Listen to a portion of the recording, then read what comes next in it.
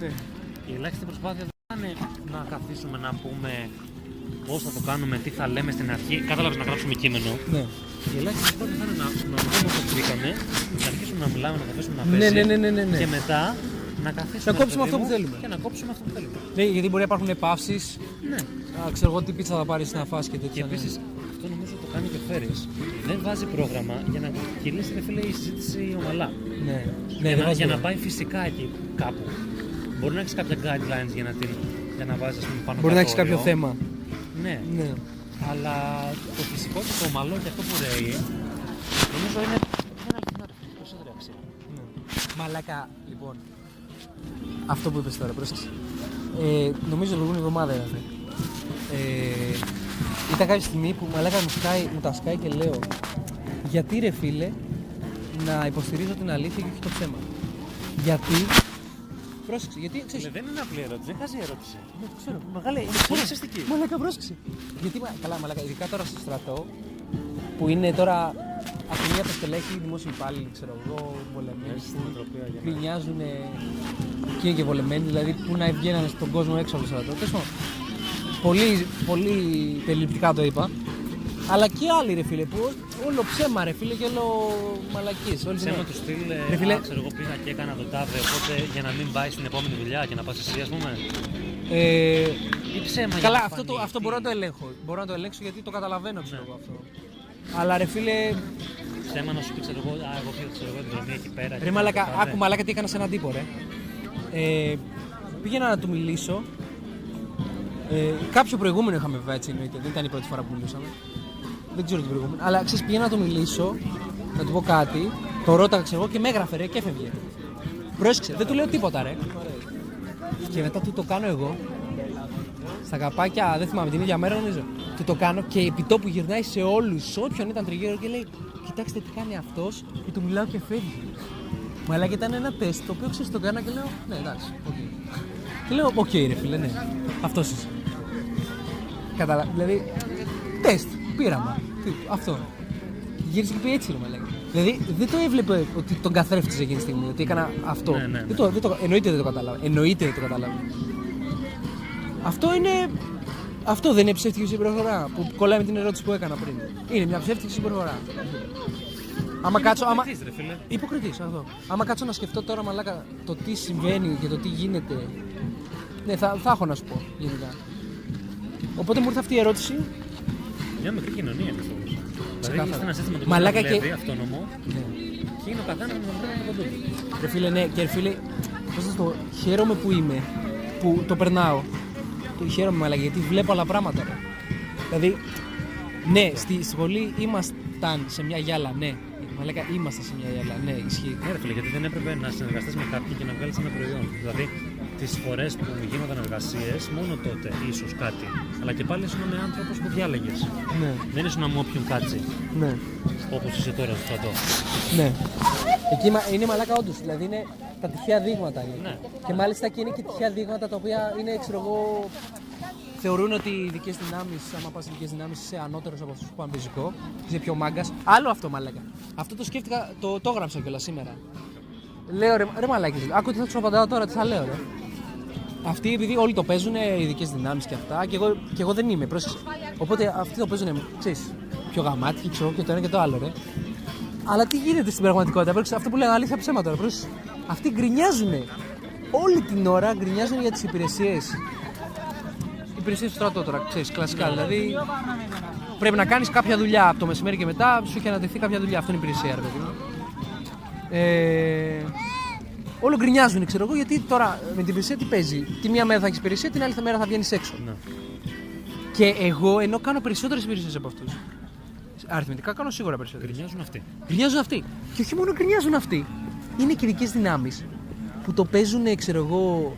Εγώ είμαι δικό δυναμίτης, ξέρω εγώ, το ένα το άλλο. Έχω περάσει την εκπαίδευση, ξέρω και αυτά. Και υποτίθεται είναι και πιο πατριώτες, δεν ξέρω τι κατά. Υποτίθεται θα πρέπει να υπηρετούν την πατρίδα με στένος. Όχι να γκρινιάζουν για την υπηρεσία την παραπάνω. Όχι να κάνω αυτά τα ξεφτιλίκια, μαλάκα. Αυτό ρε. Οπότε λέω. Μαλάκα θα τους λέω τέτοια.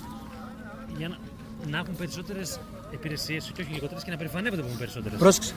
Οπότε μαλάκα, πρόσεξε. Εγώ επίσης πώς αντιμετωπίζω. Τώρα πάλι συνεχίζω, έτσι. πώς αντιμετωπίζω να γνωρίζω ένα νέο άτομο. Ωραία. Πιστεύω, είμαι πάντα με ανοιχτές αγκάλες, ωραία. Και θέλω να τον πάρω θετικά, ρε φίλε. Θέλω να τον πάρω έτσι ωραία, να γίνει με φίλοι. Το πλεονέκτημα της αμφιβολίας πλέον. Πρόσεχε τι γίνεται. Οπότε πολλές φορές τρώω κλωτσιά στα αρχίδια, έτσι. Πάντα. Δηλαδή πλέον έχω φάει τόσες πολλές φορές που λέω α, εντάξει, άκυρο. Τώρα μιλάς για πιο πρόσφατα στο στρατό, κυρίως. Κυρίως μιλάω για εκεί. Ναι. Ρε φίλε, το εκτός τώρα δεν υπάρχει και τόσο πολύ. Δηλαδή, εννοείται ότι περισσότερο γνωρίζει άτομα τώρα μέσα. Δηλαδή, αυτό. Έξω γνωρίζω λίγο. Δηλαδή, τώρα που βγήκαμε. Κατάλαβες, σήμερα δεν έχουμε γνωρίσει και κανένα. Δηλαδή, αυτό. Κατάλαβες. Πρόσεξε.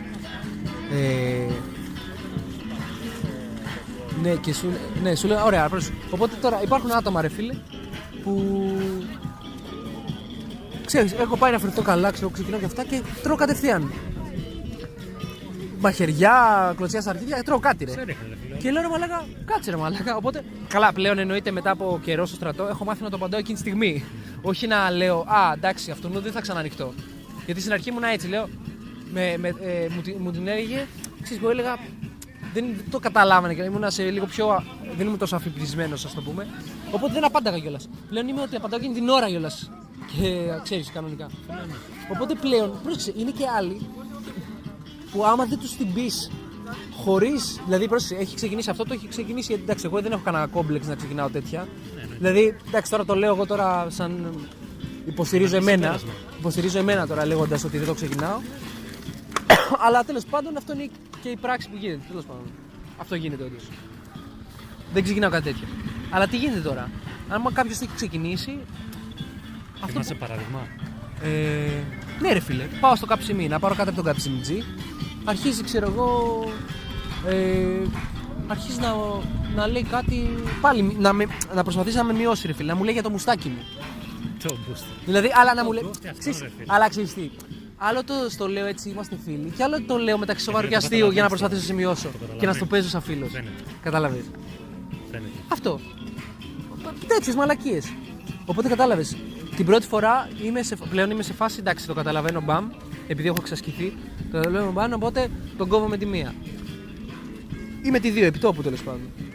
Εκείνη τη στιγμή. Επίσης τι κάνω. Του δίνω δεύτερη ευκαιρία. Στον ίδιο, πρόσεξε. Του δίνω πάλι μπαμ, πάλι κλωτσιά. Λέω ρε μαλάκες, λέω κανονικά λέω. Και πιστεύω ότι είναι και λάθος μου που του δίνω, αλλά τέλος πάντων θέλω να είμαι large. Του δίνω δεύτερη ευκαιρία, πάλι κλωτσιά στα αρχίδια τρώω. Ρε μαλάκες, λέω τι φάση ξέρω εγώ. Οπότε τρίτη μετά δεν έχει κανονικά. Και τι γίνεται τώρα. Και μετά, χωρίς να πάω να μιλήσω, ξεκινάει αυτός να μπει πάλι επιθετικά, ωραία. Οπότε το πώς το αντιμετωπίζεις αυτό είναι το εξής. Την επόμενη φορά στο άκυρο μπαίνεις εσύ. Και όντως, φίλε, το έχω πατρίσει, το έχω κάνει κάποιες φορές. Όντως, μαλάκα, δεν ξέρω πού του έρχεται, μαλάκα. Όταν μπαίνεις εσύ, εγώ τουλάχιστον όταν έχω μπει, δεν ξέρω πού του έρχεται και δεν κάνω και τίποτα τρελό. Δηλαδή, σκέψου σήμερα, είπα σε έναν τύπο, βγαίναμε τώρα εξοδούχοι και να το αναφέρω τέλος πάντων ότι στο στρατό πρέπει να ξυρίζεις κάθε μέρα. Ναι. Δηλαδή, το μουστάκι μπορείς να το αφήνεις μόνο το μουστάκι και πρέπει να ξυρίζεις τέλος πάντων.